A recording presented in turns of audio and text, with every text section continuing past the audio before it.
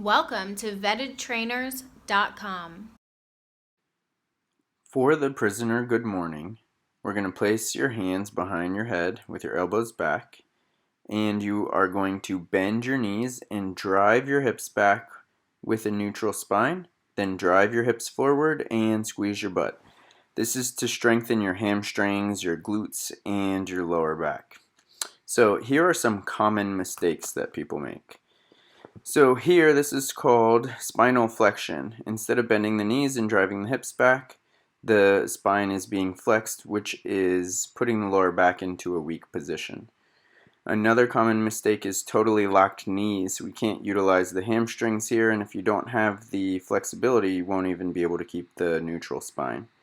So again, you want to keep your head and your chest up, bend your knees, drive your butt back, and pull your hips forward with your body upright.